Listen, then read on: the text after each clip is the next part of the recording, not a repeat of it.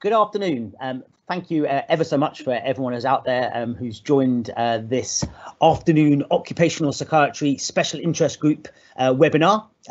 So we're delighted to have one of these webinars just before Christmas, and you'll be pleased to know that you haven't been charged for this, which is good news for you, and hopefully it's good news for us because many of you will be out there. My name is Neil Greenberg. I'm the chair of the Special Interest Group. And just for your interest, we have about 1,600 members, which is pretty good, I think. I am going to introduce our speaker in just a moment, but just before I do, just a few sort of basic housekeeping rules. You will see hopefully towards the bottom, I think, of your screen that there's a question and answer box. And we're really keen to have a good question and answer session at the end. So please do feel free to put your questions into the box anytime as we go along. And then once Philip has finished his presentation, then we'll go into sort of the Q&A session, and hopefully we'll get a bit of a discussion going, because that's good for everybody. You'll also hear Philip tell some good stories. Many of them, I'm sure all of them, will be absolutely true. But the important thing for you to be reassured about is, although some of the details sound a little bit interesting, to say the least, everything that he's going to talk about is absolutely in the public domain. So there are no breaches of confidence here. There's nothing you need to sort of keep quiet, so to speak. This is interesting stuff, but it's stuff that if you knew what Philip knew, you could probably find this information out anyway. So just to introduce Philip, so Philip has served as a Scotland Yard detective for the Metropolitan Police for almost 30 years and in a number of specialist roles. And he also spent time seconded to British intelligence on counter-terrorist investigations. He was also employed as a counter-terrorism security coordinator to look after a number of high-profile events, including royal and government events, and to make sure that they were safe from terrorist attacks. So obviously you haven't heard of those events, so clearly he did his job pretty well. His multifaceted background includes threat intelligence, risk management, protective security, and expertise in analysing and predicting the behaviour of stalkers. And he was also chosen by senior Met Police commanders to build and manage a specialist security team following the sad murder of Jo Cox. And he's been one of the UK's most trusted leaders and advisors when it comes to what's called fixated persons and national security issues. And luckily for us, he in November 2019, he had retired from the police, and he launched Defuse, which is the company that he now runs. And having spoken to him before this a couple of times, I am sure, just to put him up on a pedestal, that we're going to have a really interesting talk, which will go on for around 40-45 minutes. So please, once again, before we just start, do put those questions in the question box. Thank you very much, and over to you, Philip. Thank you, and good afternoon. And Tracy, we can have the first slide. So today's talk is around, when is a death threat a real threat? And just to clarify that, what we're not going to be talking about is the technicalities of interpreting a threat. What we're going to be talking about is the actual impact of getting a death threat. And one of the quotes is that the worst effects of an online death threat are things that no one can see. So effectively, what goes on between your ears. And next slide, please, Tracy. So I was asked to give a quick resume of my career, which I shall run through. You can probably see from various pictures. So I started off in the British Army in the middle 80s, and I was a guardsman in the Grenadier Guards, subsequently posted to Northern Ireland, where I spent a couple of years before joining the Met Police. For most of my career, I was not in uniform. I was a detective based at Scotland Yard, working on specialist teams and squads. Several of those cases which are high profile and which you will know, first of which is the Damilola Taylor murder inquiry. I can remember vividly getting the phone call at 4 in the morning around that one. And it probably was, I was on a murder squad for 8 years, and that was probably one of the most impactful investigations. I would defy anyone to have worked on that investigation and not be moved by its tragedy, not just to Damilola, but to all those involved who were damaged in many ways. But certainly Damilola's murder had a significant impact on me and I'm someone that follows it still now in terms of what's happening with his trust. And we then move on to obviously 7/7 and all the terrorist inquiries. And you heard then that I went in to work for British intelligence, doing stuff with them for a couple of years before getting promoted a couple of times. And then, of course, Jo Cox got killed, and I was the person that was called in to set up a team in Parliament to stop that happening again, and then to investigate all the threats and abuse and intimidation that politicians were on the receiving end. During that time, I was invited out to Harvard University to talk about threats to female politicians, particularly, which was a huge privilege. I then, as you can see, actually got some qualifications in my life and graduated with a master's degree in security management shortly before I retired from the police, and then launched Defuse, which I'm very grateful that we had some real good media coverage of. So next slide, please, Tracy. So this is what happened. We can all probably remember when we first saw or heard about the murder of Jo Cox. I'm not going to pretend I'd heard of Jo Cox or really knew a great deal about what was going on in terms of politically and the abuse and threats and what have you that they were receiving. But this was the catalyst that effectively changed my career towards the end of it. Next slide, please. So effectively, I was called in by the head of counter-terrorism in the UK to say, I need you to go and set up this team and stop this happening again. And I ran that team for about 3 years. And in that 3-year period, we were faced with the most toxic period in British political history. So we had the Brexit vote, and that was causing most of what we had over the next 3 years. Of course, what happened was most politicians would refer to Jo Cox as what they feared might happen to them. Most of them had no concept actually what happened to Jo Cox, because if they had have done, they'd have known that Jo Cox didn't receive any threats, particularly none from the individual that ended up killing her, which is a particular pattern in threats to public figures. You'll see on the left we've got the Anna Soubry slides, and the one below that is the Luciana Berger. And those three stand out particularly because they were the three that were actually getting genuine threats to their lives. So many people talk about death threats, and there is an issue for us and a learning curve for us in that we had to recognize that when they were talking about death threats, what we tended to do initially was dismiss them, because from a legal perspective, they weren't death threats. They were just really nasty abuse. However, we quickly learned that actually the reason that they were used death threats as a terminology, because that's what they were getting in terms of the media content. That's what the media were talking about. But also they were terrified. And so very often the threats they were getting, they would interpret as being a threat to their life. Now, the bottom two on the right are Diane Abbott. Diane Abbott didn't really get death threats. She just got incredibly vindictive, nasty abuse. But Anna Soubry and Luciana did get death threats. And the issue here was that Anna Soubry comes across as a very confident, perhaps even dogmatic, slightly aggressive person. She was getting it because she was anti-Brexit, and she was very outspoken about that. What people didn't know was that behind the scenes, she was having a breakdown, and that the abuse and the threats that were coming into her were horrendous. One particular time, her mother had a handwritten letter delivered to her home address. Her mother's in her 80s or 90s. And that letter basically said, if you don't shut her up, we're going to kill you.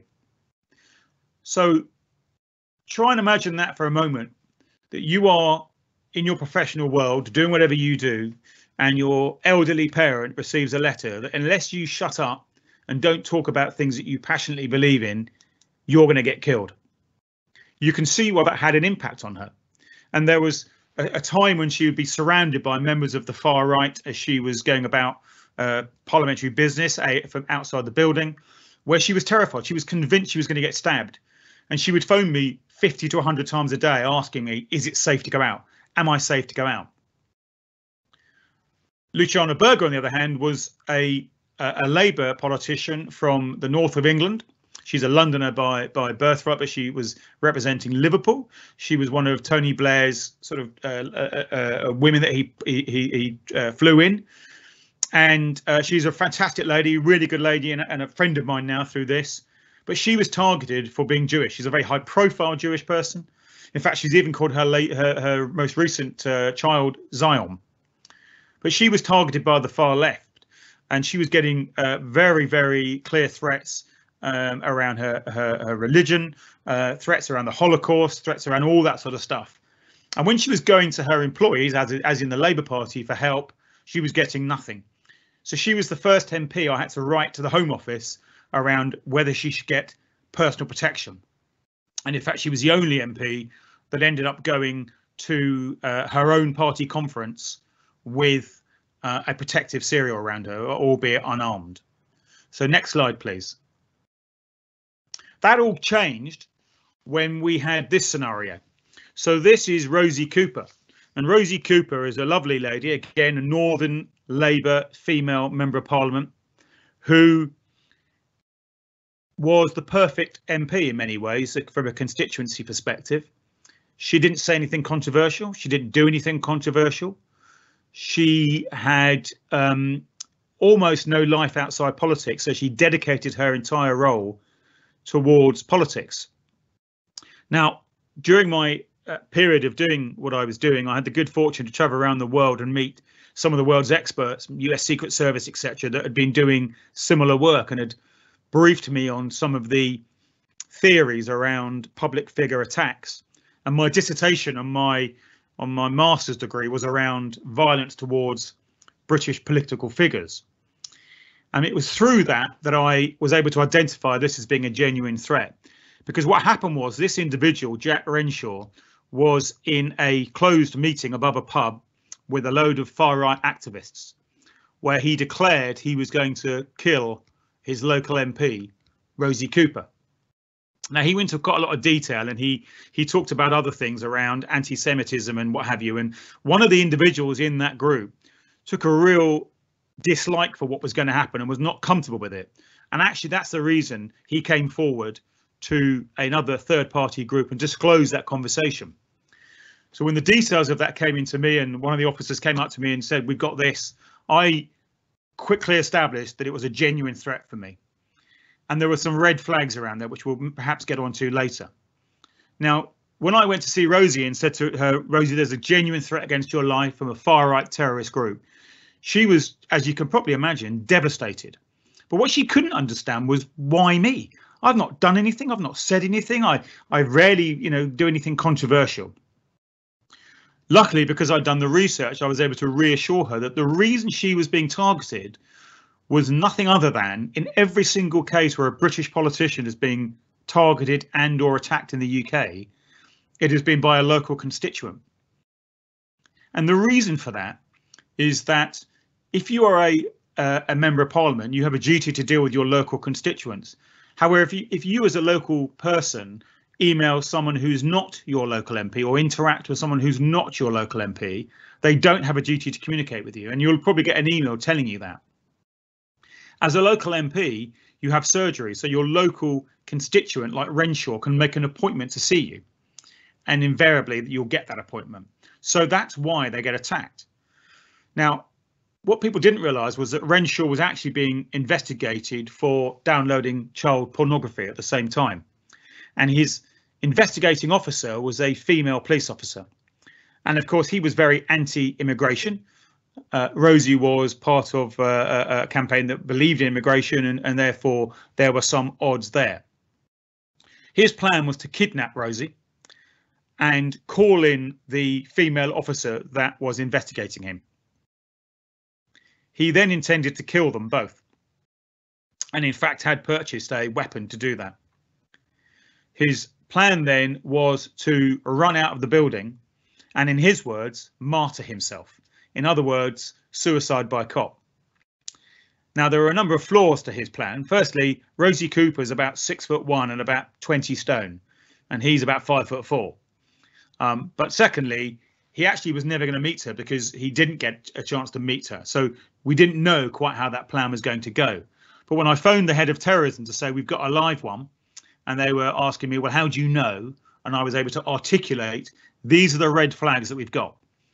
He was subsequently arrested, and in fact, that was the demise of Nassel Action, and they became pretty much defunct. At that time, they were considered to be a greater threat to the UK than Al-Qaeda. Renshaw got 30 years plus in prison.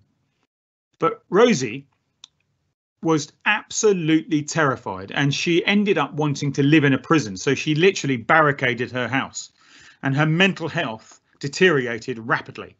She was talking about resigning. She was talking about all sorts of things, but she was fundamentally terrified and had to have significant reassurance to get her through the day. Next slide, please. So what happened then was we saw a surge in reporting. Now, this graph is a bit misleading, because what it shows you is the number of reports of crime that are relevant around the time Jo Cox was killed for the next 12 months. And then we jumped up about 150% for the next 2 years. Of course, that's only reported crime. What it doesn't show you is all the other thousands of incidents that were going on that didn't reach a criminal threshold. But what it shows you is that all of a sudden MPs started reporting stuff to us, because up until this point, the common denominator amongst many politicians was believing that being threatened, being abused, and all that kind of went with the job. That's just what I do. That's part of my job, and I should expect it. And actually, the longer they'd been a politician, the more entrenched that view was. The newer they were into politics, the less they believed that. And of course, that was a message that we had to communicate with them, that this isn't part of your job. It's not in your job description to be threatened and abused. And the sorts of things we were seeing were politicians that were being targeted breaking down. We were getting phrases like, my brain seems to have gone into some mode where everything's terrifying. I fear this has broken me. Now, it's a factor that more women were abused than men, and more women were targeted in a way that is more harmful, perhaps. Women were very much more targeted with rape threats and very much more sexual violence. They will be targeted around their looks, their sexuality, their physical presence, whereas men tended to be targeted around their competence or incompetence. And that had a direct impact in that at the next or the last general election, 19 female MPs stepped down. Now, that's a significant percentage of how many female MPs that stood down. And just so we're clear, we didn't get 19 new female MPs coming in. And the online abuse that they'd cited was a major factor in why they quit politics. Next slide, please. Because they're not the only people that get subjected to significant online abuse and threats. And all of these people on here, most of them I hope you recognise, have been subjected to online abuse and threats and intimidation. Some of them death threats, some of them just really horrendous abuse. Sometimes a death threat can be something like, I just wish you'd go away and die.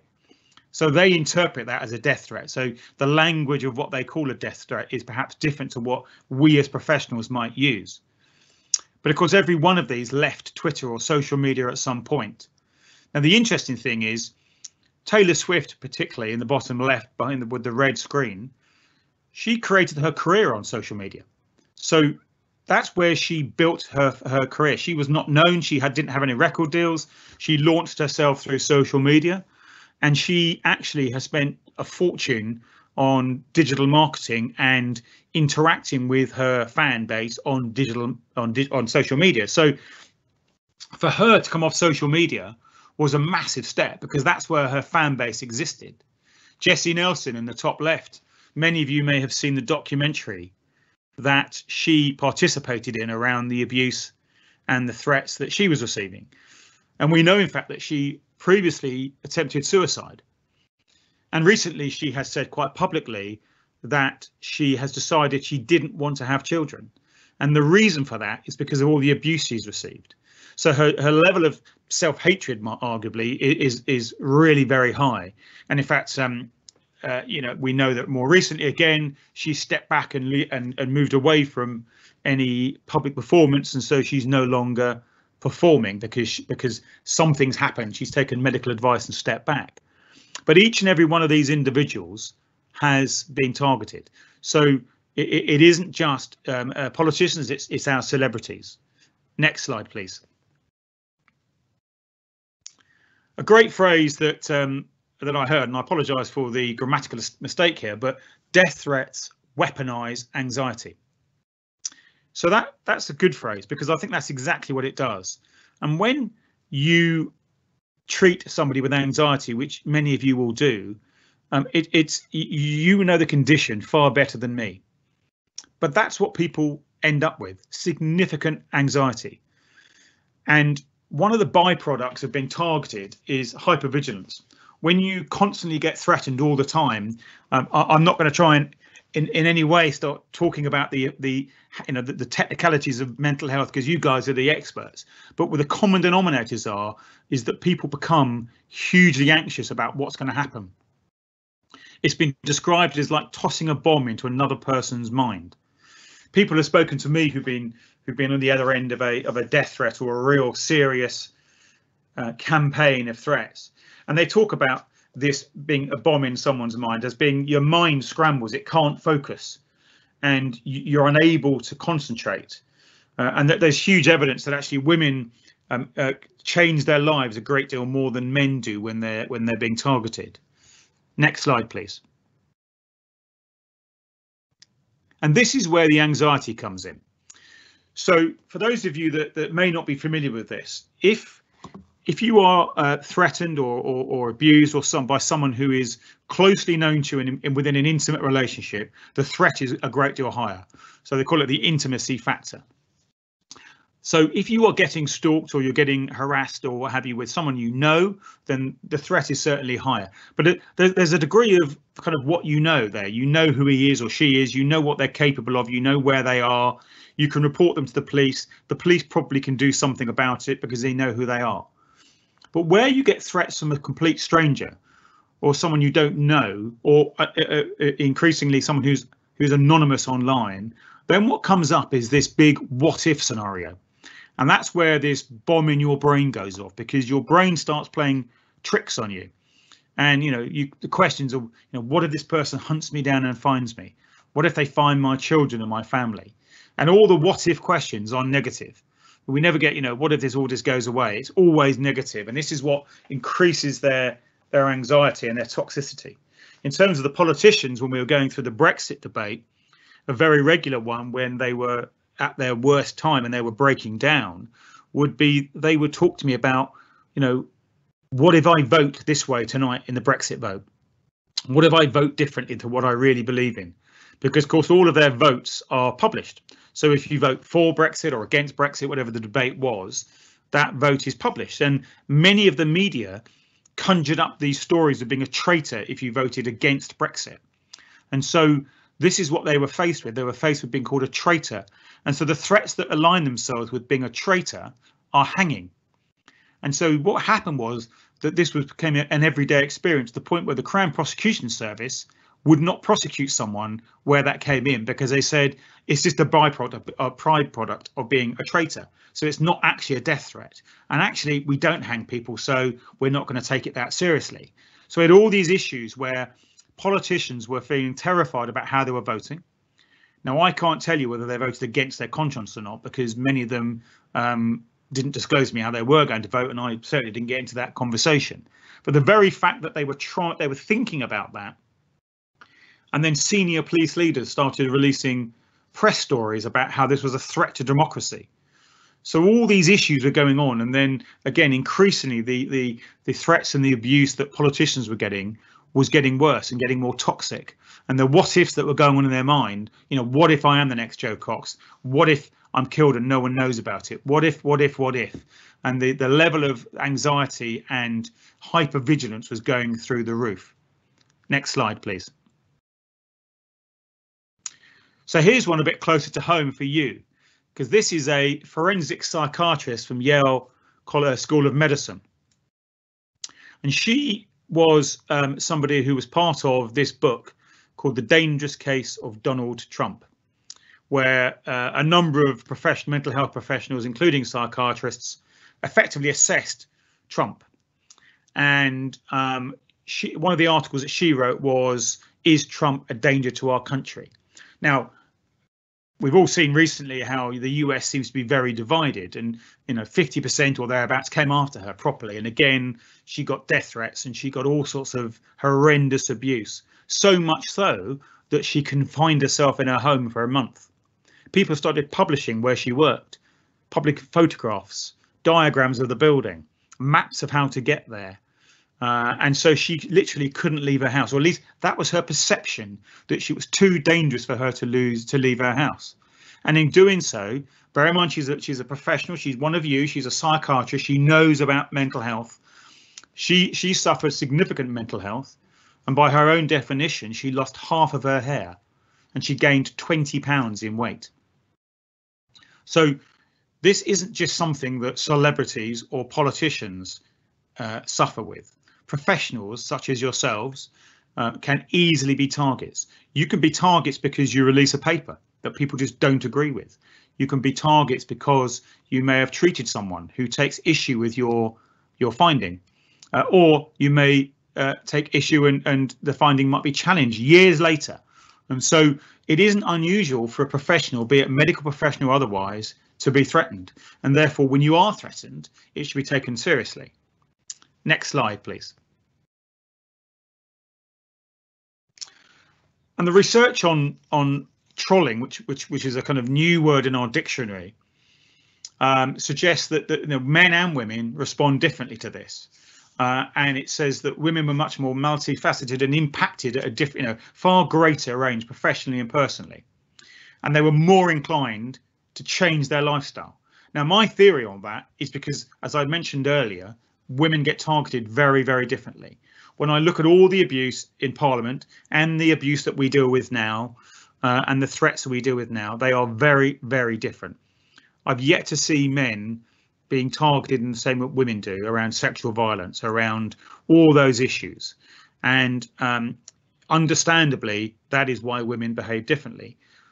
What's interesting about men when they are targeted very often, and whether this is because of our machoism or our personality, or I just don't, whatever it is, it would be an interesting case. But what we found was, and what we continue to find, is that when a man is being threatened, what he tends to do is worry about his family being attacked. And so he kind of deflect the fear onto the family and deflect it away from himself. So very often we would have men who'd say, "I'm not worried about me, but I'm worried about my family." Now, another issue of that what happens, and what we're seeing increasingly within the commercial world and chief executives of large companies, particularly now with COVID and mass unemployment and redundancies, is chief executives and other senior business leaders being targeted. And they're targeted for death threats. "You ruined my life," all this sort of thing. And there is a pattern here, but there's also, if we look at the political landscape, in the last recession, there was a member of Parliament, Stephen Timms, who was attacked by a man whose life collapsed in the recession. Stephen Timms was actually looking after him, and he ended up attacking him with a samurai sword and trying to kill him, and he very seriously injured him.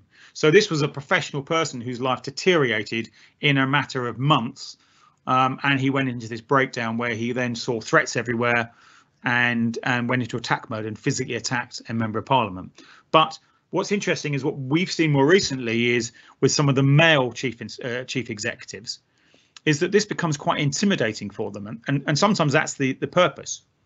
And so they're being attacked either because of the COVID thing, or if we move into this kind of cancel culture that we're now seeing as well, where environmentally they're being threatened by activists who don't agree with their policies or don't think their environmental policies are going further.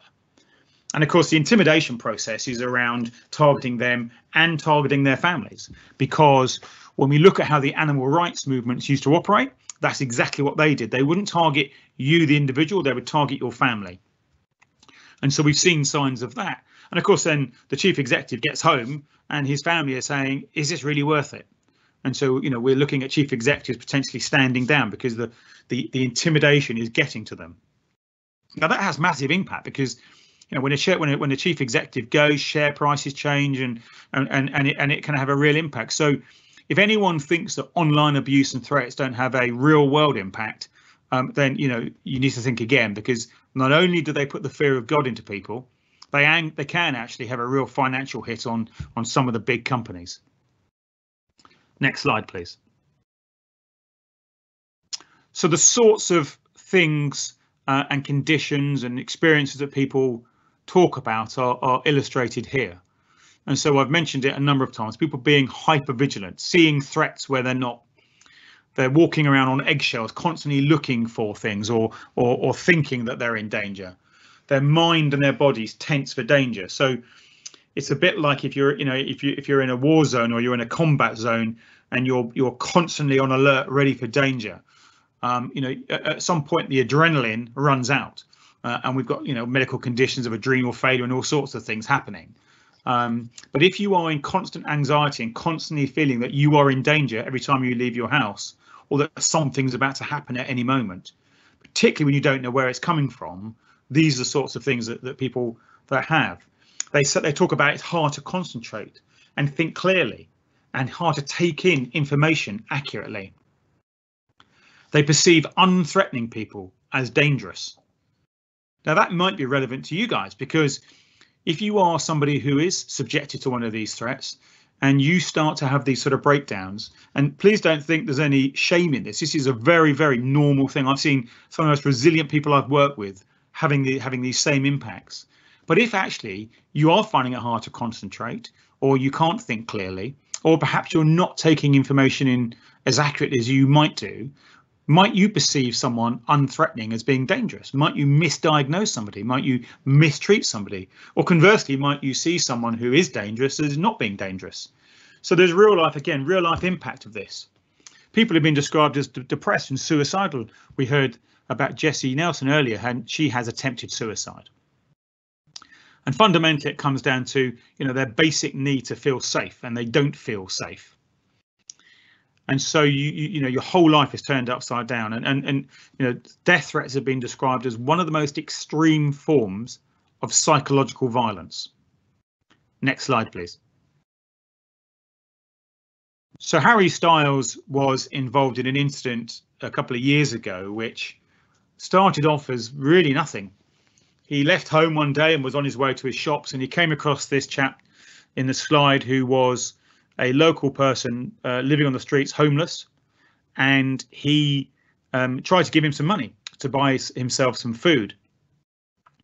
The individual in question said he couldn't take the money on religious grounds, and at that point on he started to stalk Harry Styles, and it became extremely serious.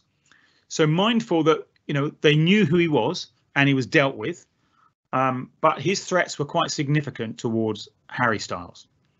Now, Harry Styles, as you can probably imagine, had the best security offer to him. Now, I'm familiar with the case because there were elements of it that were managed quite badly by his management agency. This was going on while I was in the police, and I got kind of drawn into it a bit. And so whilst he had lots of security, ultimately for me, that security fails. And this touches on why I launched Defuse and why we do what we do. And he's a test case for that, really. Was because the anxiety and the dread and threat that was going on was in his head. He was perfectly safe. The problem was he didn't feel safe. So despite the fact that he had security all around his home, he had specific night guards outside his apartment, his home, protecting him, he didn't feel safe in his house. So at night he'd go around checking, make sure the doors were locked and the windows were locked. He'd go around looking for weak spots, vulnerabilities in his own environment.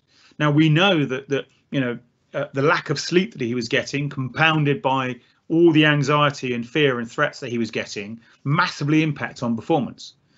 So the issue here is that you cannot kind of security-wise protect yourself out of worry, because you can have all the security in the world, but if you don't feel safe, your security has failed you. Next slide, please. So as I say, that's why we launched Defuse, because when I was coming towards the end of my police career, we were getting lots of requests for us to come and help people, and very often I couldn't do it because I was contracted to Parliament. But because of that, I saw a bit of a gap in the market and shamelessly exploited it. So we deal with stalking. We deal with people who are subjected to or fearing this cancel culture epidemic, which is going around at the moment. And of course, their reputations are being damaged, or that's their perception. But some of them are. Their careers are being ruined overnight by misinformation, by threats, by all sorts of stuff on social media.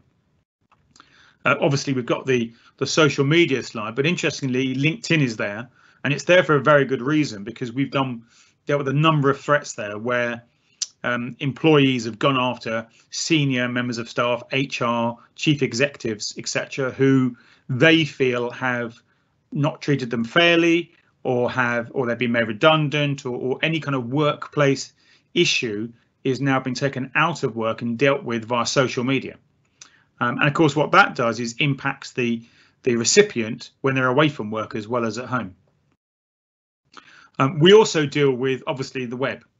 And this slide is around the dark web and the deep web, and the iceberg is the greatest metaphor for that, for those of you who are not familiar with how it works. And very quickly, the iceberg, the bit sticking at the top that we can see, is in effect the internet. That's Google, that's social media, that's all that sort of stuff. But beneath that exists the deep web and the dark web.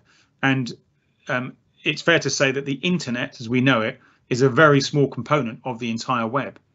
And the very fact that we call it the deep web and the dark web fills people with anxiety. And of course, we hear stories about that's where all the paedophiles are and the gun runners and the human traffickers. And of course, that's true. But that's also where they will target people. And we've seen in recent weeks British athletes, elite athletes, having their personal data and images and what have you hacked via the iCloud and then circulated on the dark web.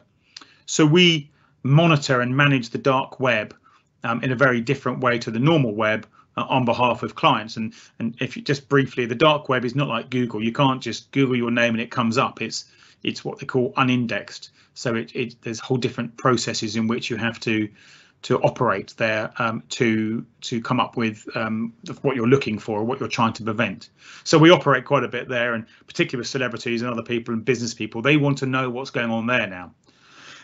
And then the last bit on the left is really what we're about, because you know, as kind of alluded to previously, I've had the good fortune to protect the royal family and others, government offence and what have you. And in all honesty, that's relatively simple. Keeping somebody safe is relatively simple, but helping them feel safe is actually far more complicated.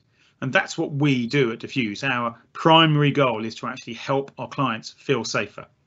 Next slide, please. And so we do that through this methodology. And so the SAFER model, which is now a trademarked model to us, really takes you on an entire journey of investigation around a death threat or a piece of abuse or false information. And so the key bit is, in terms of when you first get anything online, is to seize it. Now we search for it on behalf of our clients, and then we seize what's ever there. To give you an idea, if someone threatens you or abuses you on Twitter and then they delete it, it's gone forever. Even Twitter can't get it back, or so they tell us. So we make sure that we search and seize. If you do get something, even if you just photograph that text or that tweet or whatever, that's good enough. We then assess it to see whether it's whether it hits criminal levels, whether it's a death threat, what sort of threat it is, where it's from, who it's from, and that's all part of our digital vulnerability. We then analyze it using behavior analysis. So we have psychologists that are behavioral analysts to look at how to respond to it, what sort of mental health indicators are in the language, and how best to respond. But also, is it threatening? Is it a genuine threat? Do the red flags that come up for a genuine threat, are they being triggered there? We go into evaluation in terms of, okay, what do you want to do about it? How do you want this to go away? And we look at how to make our clients more invisible on the internet, how to get rid of some of their information. And then, of course, we go into the reassure and resolve. And that's a really key element for me. And you'll notice there that we have a psychological support service. And that's actually a really key bit of our business, because one of the things I found in Parliament was that when parliamentarians were breaking down, there was actually no confidential, independent place they could go to for help. Whenever they were looking at that, they always felt there was a vulnerability attached to it, and their opponent, as they call them, would use that as collateral against them. But I know the impact, and I've seen the impact of mental health on those people that have been targeted. So it was a fundamental area of business for me that when we started this, we provided that psychological support. And we've done that for people that are being stalked. We've done that for global icons that have been targeted and threatened and trolled. We've done that for business people who are being targeted and this need to learn some better skills about how to manage that anxiety. So that is a very kind of quick, swift run through why death threats are more than just a death threat and how they are a threat often between your ears. Next slide, please. And that concludes today's presentation. Should anyone wish to get in contact with me, those are our contact details, which I'm more than happy for anyone to contact me on with any questions or issues or feedback. And I'm more than happy to answer any questions that you might have. Great. So hopefully people can hear me. Thank you ever so much, Philip, for a really, really fascinating and insightful talk.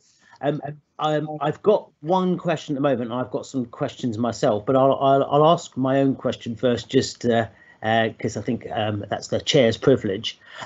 So if you are someone who has a threat made against you professionally or through social side, what sort of processes should you go about in your own head between deciding whether it's something that you should ignore or whether it's something that you should take seriously? Because I think, as you said in your talk, sometimes people can use throwaway comments that they don't mean, but you may still worry about them. So what are the red flags for something being serious?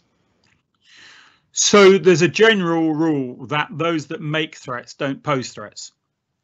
Now, like any rule, it's not 100%.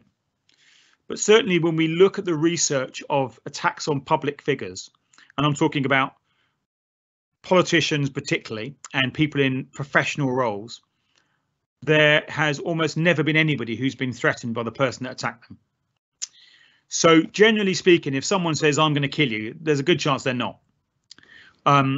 What they tend to do is come at you a different way. So often it's very context driven. They will often use what they call end of tether language. So if they start using things like, you leave me no other option, I've got nowhere else to go. If they're almost kind of suggesting they're backed into a corner, then certainly that's a red flag. If they're talking about suicide or they're talking about homicide, those are certainly red flags. I would suggest to you that there's another really, for me, useful piece of advice about anybody when it comes to personal security, and that is you should trust your instincts. If I think about all the people that I've dealt with who have been subjected to, for instance, a rape or a serious sexual assault or something similar, nearly every one of them has said to me, I just knew there was someone about that person that was just wrong. And what happens is very often we know that there's something that's not right, and we don't want to appear rude or unprofessional or what have you. So we start shutting down our instincts and closing our own arguments down. So my view is, if you get threats, you should treat them all seriously, and you should certainly raise them with a supervisor. Now, if one of those obvious things is, if you're getting a threat from someone who's in a different country, then clearly they can't pose a physical threat to you. So proximity is the greatest one. If someone's talking about traveling, or in fact, if someone does travel and confront you, again, they are red flags, because someone's going to that extra effort to confront you or to come to see you rather than just hurling abuse on the internet. But really, it comes down to, if you get threatened, you should treat them all seriously and let a professional tell you otherwise. Great. Thank you very much indeed for that. So we've got a question here which says that some of us work with very, very ill patients who lack capacity and have a forensic history. When they get treated, their mental health improves and they regain their capacity. But if their needs are not met when they're on the wards, they may threaten to slit staff's throat or kill them once they're out of the hospital. And the person who's written this question says, and these individuals know they'll get away with it on mental illness grounds. What then? What might you suggest should happen then?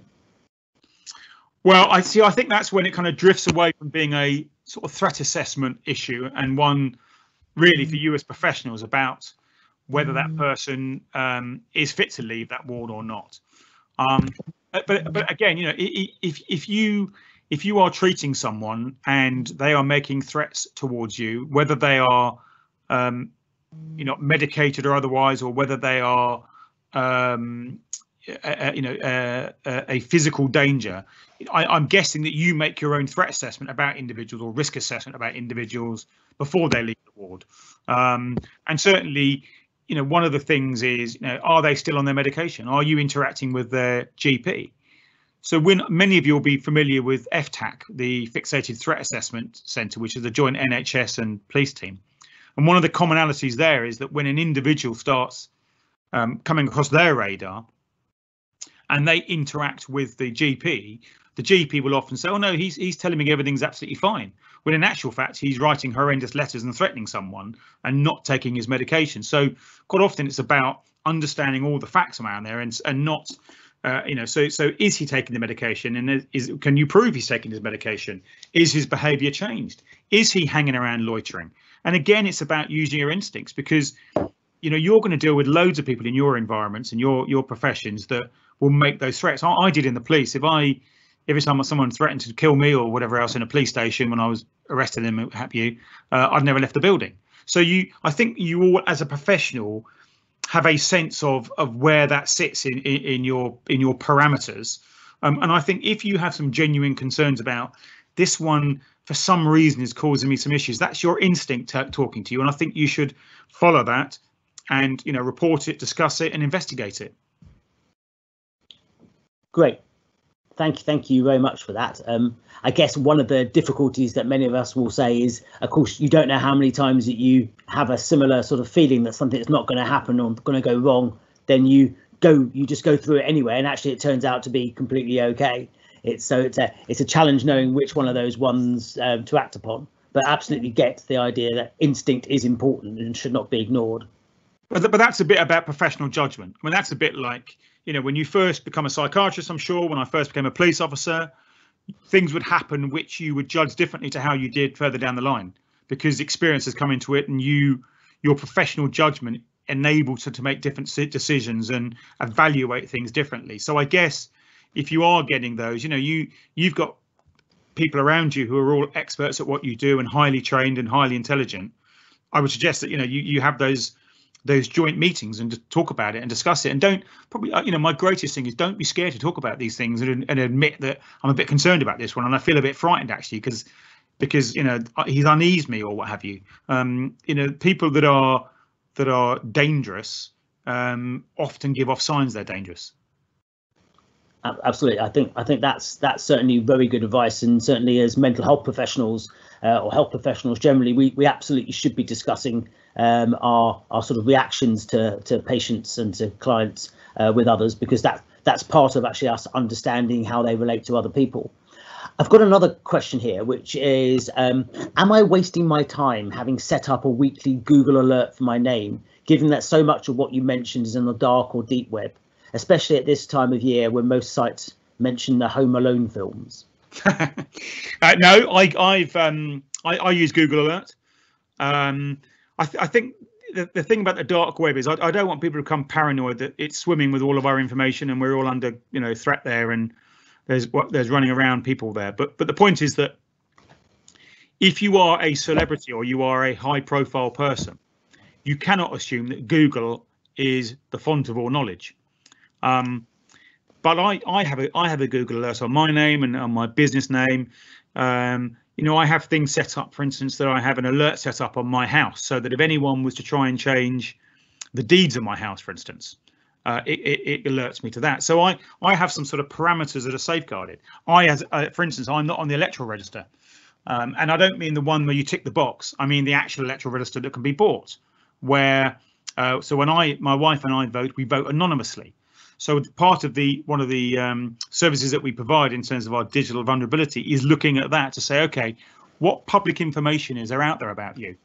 So if you're in the habit of going to the gym, for instance, and going onto Facebook and checking in so that you can tell all your friends, look at me, I'm great, I'm in the gym, what you're actually doing is giving out information so that everyone knows you go to a particular gym and potentially you go to a particular class at a particular gym.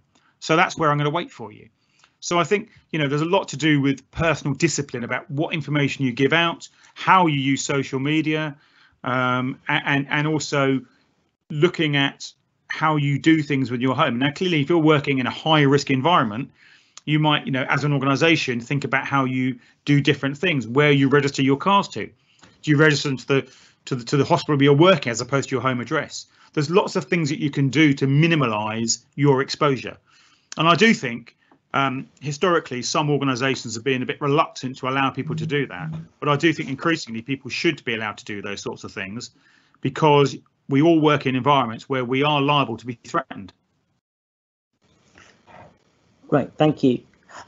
Another question is for me, which is about sort of treating patients. So if one of our patients is speaking to us about being completely anxious about a threat made of them at work or about their reputation being destroyed, any tips or any thoughts for the way that we might be able to help them, particularly in terms of anxiety? Because I was fascinated by what you said, that actually physically protecting people actually is pretty easy, well, for you, but actually reassuring them that they are protected is much more difficult. So I think the trouble is very often my experience is when you're in a mental health crisis, you're not necessarily seeing things with logic and with reason. And so we're all getting emotionally hijacked, and I'm no stranger to that place myself. So I think that we don't always see things as clearly as we should do when we're in that place. In terms of the psychological support service that we provide, that isn't done by me very clearly. It's done by mental health professionals.